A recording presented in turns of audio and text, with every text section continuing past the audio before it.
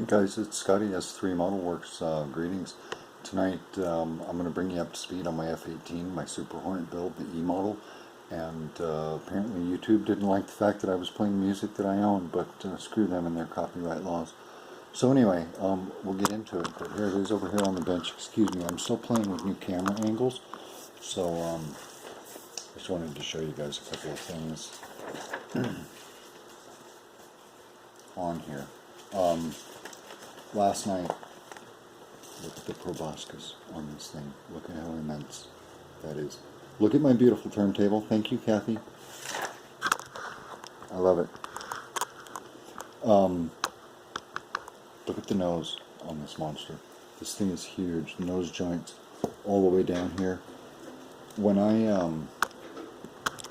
say that I spent 2.5 days getting this thing set up and getting it ready to go, getting it lined out. I mean, I had the micrometer and the calipers out because there were some areas where it was really close, and I think when you guys get a closer look at this, you'll see how much my hard work paid off, because that perfect plastic putty will fit into anything. That stuff is thinner, way thinner than diatomaceous earth from what I can see and tell. But if there's a crack there, that perfect plastic putty will be sitting in it, guaranteed. Anyway, let's have a quick look at the F-18 book, and I'll just bring you guys up to speed on a couple things. This had originally started as a tribute build for my nephew Ian, who's currently serving in the United States Navy aboard the USS Carl Vinson. Ian Shorey, thank you very much for your service. Come home safe, come home soon, sailor. Miss you and love you. But this started as a tribute build for him, and I'm going to see how the decals pan out, but we're going to get into those. The big difference, A, B, C, D, E, F, they're up to the 6th version of this aircraft. A and B, shorter nose, B-cup nacelles. C and D version also B-cup nacelles. These intakes right here. There were 2-seater versions of A, B, C, and D. There was probably also a single-seater version of at least the A, if not the B. The E and F are basically the same thing. So we have a longer nose, more powerful engines, 35% more fuel, diamond-shaped intakes. At the dogtooth wings that are down here, which you can barely see in the photograph right here, but they're basically right out here at the end of these. These are the folding wings.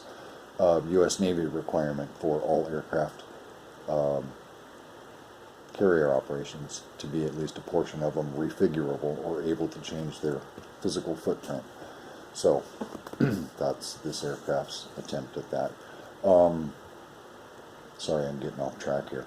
The dogtooth, but in addition, so more powerful engines, 35% more fuel. The dogtooth wings. The two pylon stores were basically right here under the big wings. There's a third one that's been added just at the joint of this folder up here. So that's a lot of weaponry. Some of that weaponry can be carried out here. In addition, it also has air-to-air missile rams here. And here's a couple of pictures that inspired my cockpit work, which I will not be revealing until I get ready to show you guys.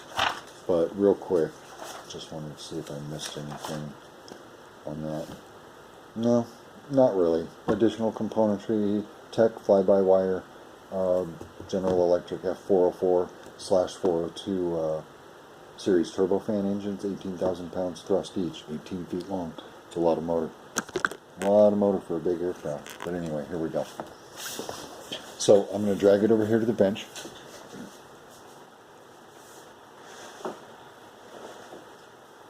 As soon as I walk away from the camera with that huge ass paw. Sorry, Scott. Anyway, here it is. This is the G model. This is the Peacock. It has the death blossom colorful plumage here applied to the wingtips, and that's so that its glue can dry. I'm BSing you guys, please. A little American sarcasm goes a long way in helping me relieve my stress. But here you go. Pull it out of the cradle here. And these have been on here since very early this morning, so they're all ready to come off. I can tell you that right now. Basically what I did last night was I glued everything here forward, everything on the wing. I have a little bit more work to do on here. the nose was a real dicey fit, and the nose, if you can see, there's this bottom joint that goes here, landing gear base split, continues here on the other side, both under wing here, and here, continues straight down to where this blue-gray patch is next to the canopy, right here, and then up and over. The glass is just tacked on. I could pull it off real quick. See? Eek, eek, eek. There's a little peak of cockpit. Not much at all. But as you guys can see, again, this nose, very long. That is a long nose, ladies and gents. Big. I was real pleased with the intake nacelles too. I not only got the decals right, but the compound curve that's on the bottom of these, which is very tight and very narrow in here. I think I was able to get a lot of it. So, tonight, since I have all portions of the wing glued right now, the only thing missing glue is, and you can probably see it right here, but there's going to be a stubborn piece right there that I need to set. Probably one on the other side, which doesn't look quite as bad, and this back burner box right here. So we're going to work on setting those, and I don't think I'm going to use any clamps on this.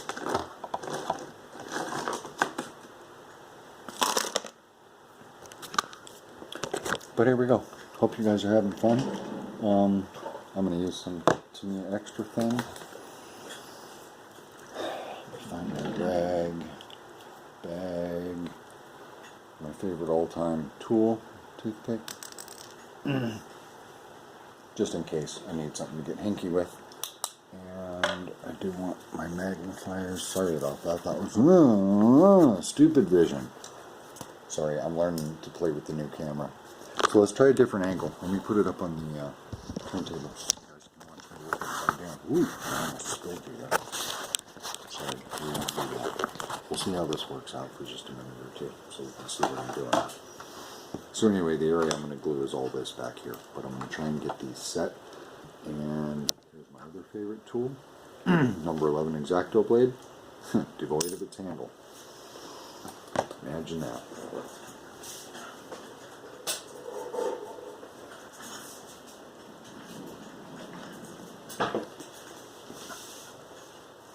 But what I end up using the X-Acto blade for is that if you see on this side, right here, this little uneven area that I'm going to be working, right here, this sort of stubborn area, if I press that down while I let the glue set, it sure makes for a clean seam. Really does. So, get these rotated around here just a bit. That's for the rear horizontal stabilizers. A little bushing hole in there. But anyway, let's start getting some glue on this bad boy. So.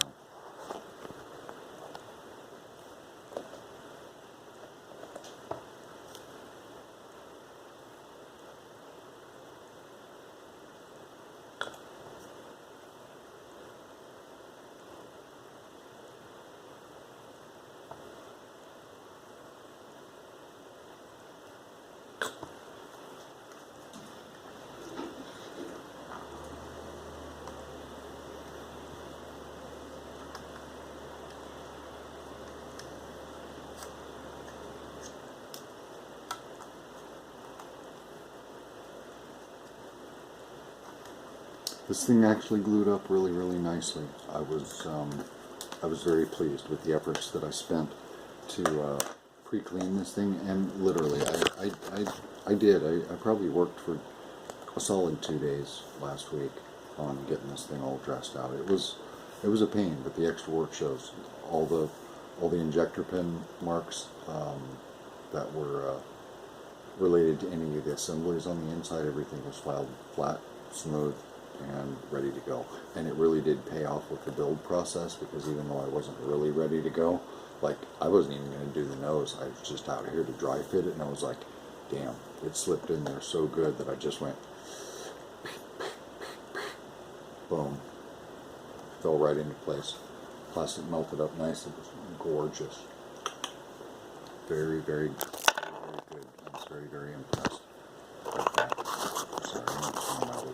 just falling out there. So anyway, I'm going to press back on with this, see if I can get a little more progress. And, you know.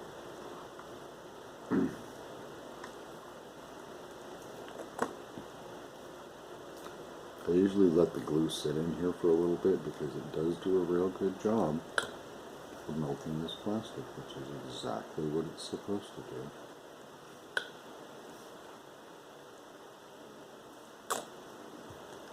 And that's all real nice on the seam right there. So I'm just going to give it a little touche with the old flat edge there while it sets. Show you the result in just a minute.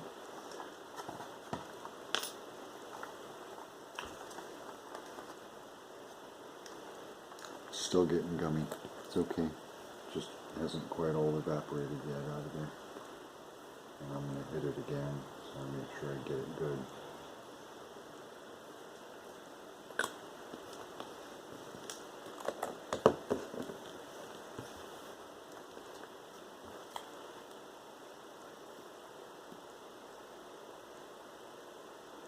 There we go.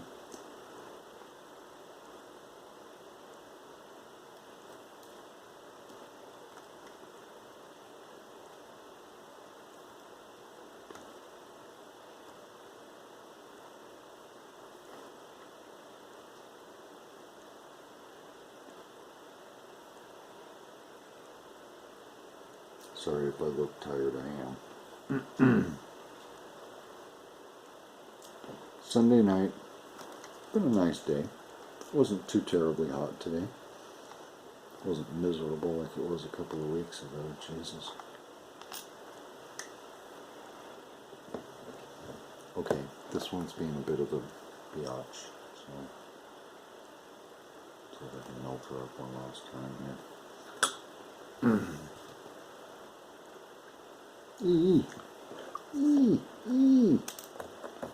And that mini-me from the Austin Power series, every time he's in trouble, floating on the ceiling, wherever he's at, help me. I'm just tiny. Littler than fat bastard, that's for sure. Get in his belly. Bigger than you are, you're littler than me. Get in my belly. I'm higher on the food chain than you are. Oh, wee man, you're lucky. Fat bastards. So many reasons to love and hate Mike Myers. Anyway, I think we're almost there. Sorry, it's taking a bit longer than I anticipated. This is the easy side, so we'll see what the other side brings. I just want to give it a nice long press as soon as I can get my thing around it. My blade. It's already fairly well dry. I just want it to settle in there real nice. This has been a fun little kit. It really has. It's made in China. It's Revell, China, typically, but with some work. 2012 mold, I believe. Forgot what city. I sanded it off. Shenzhen City, something like that. I forgot. Doesn't matter. Sorry about that. Wanted to show you guys this as well. We did this the other night, but that was on one of those videos that YouTube didn't want me to publish because I was playing music that I own and paid a copyright fee for when I bought it 30 fucking years ago, and then I rebought it again on DVD and cassette and 8-track and blah blah blah. No reasonable expectation of privacy. Sorry. This is a centerline fuel tank for the same bird. It's gonna sit right down in here and look quite cool when it's set up in there. Sorry, I'm still trying to hold this blue piece down here. It's almost set. I can feel it.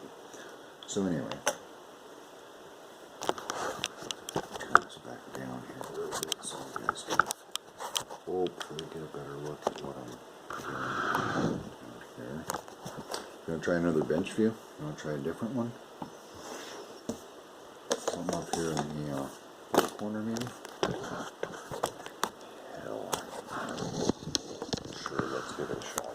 It'll be just like playing with cameras tonight. So, there we go. The view from there. So anyway, as you guys can see, that joint came out pretty smooth. And that's the joint that I just glued right there. So, with very little work, very minimal effort, that's a pretty good scene. So we're going to try the other side now, and then I should be able to button up just these last two fuselage areas and be done. I just threw a little bit to hold that tail in together. So let's get this guy set. And where are we at on time? 16 minutes? Alright. Yeah, that's enough time. I won't bore you guys to death tonight, I promise. I'll just work a little bit until the gluing's done and then say goodnight, and then we'll come back and do it again another day.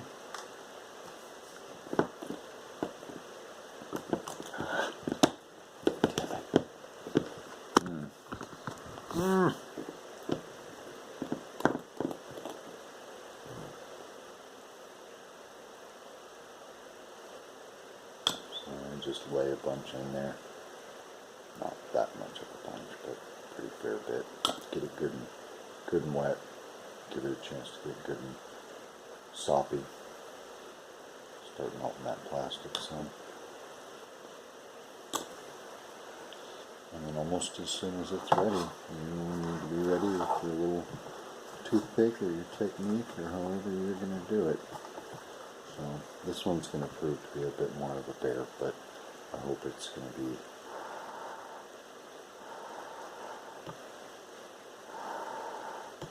I actually went back to the Tamiya, just the extra thin and not the quick set stuff, because in my very hot conditions I was not having great results with the extra thin quick set. It was setting too quickly, far too quickly. So this stuff gives me a little bit of a lag, not much, but enough of a lag to let me work like this. And you can see, if I squish that joint out there, you can see it glisten up. It's still there. It's still working. Freaking long ass nose of this bird is poking me in my man boob. Eek.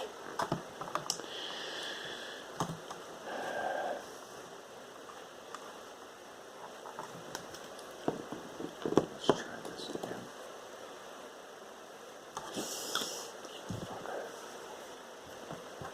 Whew.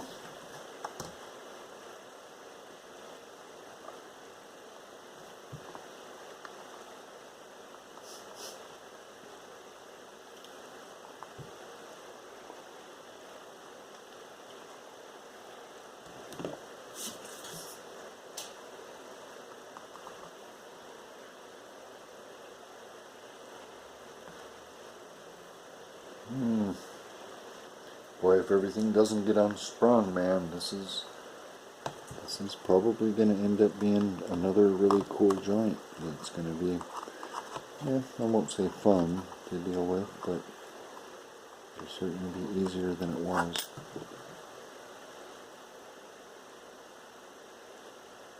I need some more multitude going on.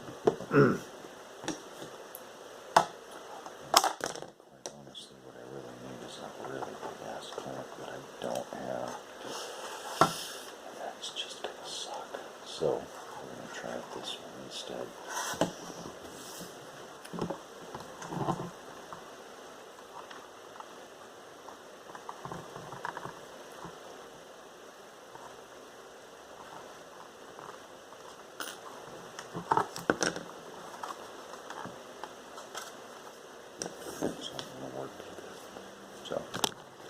So there you have it. Where are we at? 19 minutes here? Anyway, I got the gluing going on. I would like to show you guys the cockpit, but I'm not going to unmask it yet, so we'll just have to wait. With this particular bird, once I get it all set and I get the main components on here, I think I'm going to give it, I really don't want to do black basing on it, but I think I want to do a variation of it where I might do like gray modeling and do a very dark gold gray up top and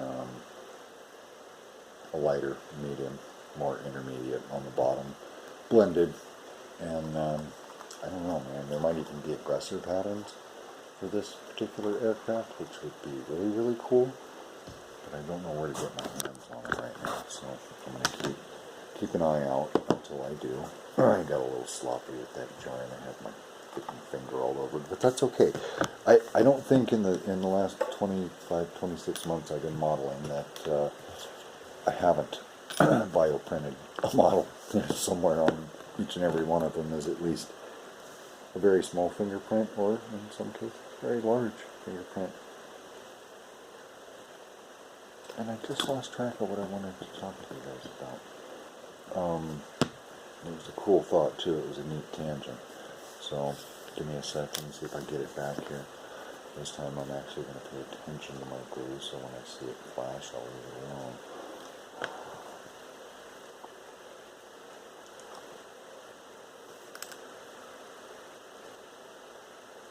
There we go. There we go. Just take a bit. Yeah, little bubbles are good. Little bubbles are good. I can take that out with files. And nothing but a thing. Clean joint. Very clean joint. Like I said, the extra work here has really paid off. It's going to continue to pay off miles as I continue to build this pig. Never remembered what my tangent was. Sorry about that. But we need that clamp. I'm going to switch camera views again because this one's bugging me. I don't know about you guys. I don't know if you like it or not, but here we go.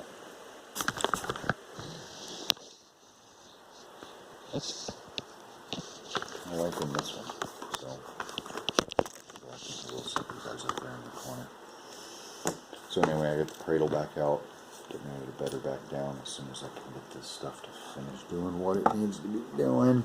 And it looks like it is. It's right here.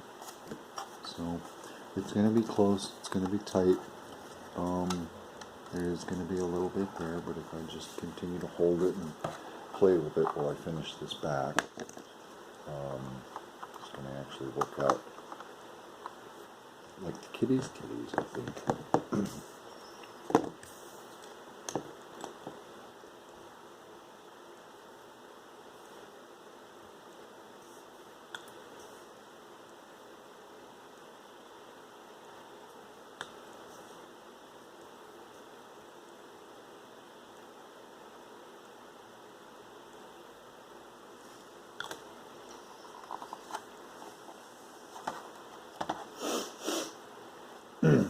Sorry, I had a sneezing fit earlier, and I still have sort of a nose full of cornflakes out here in the desert, so I'm just going to have to live with them until I can find a private place to chisel them out, like a hot shower.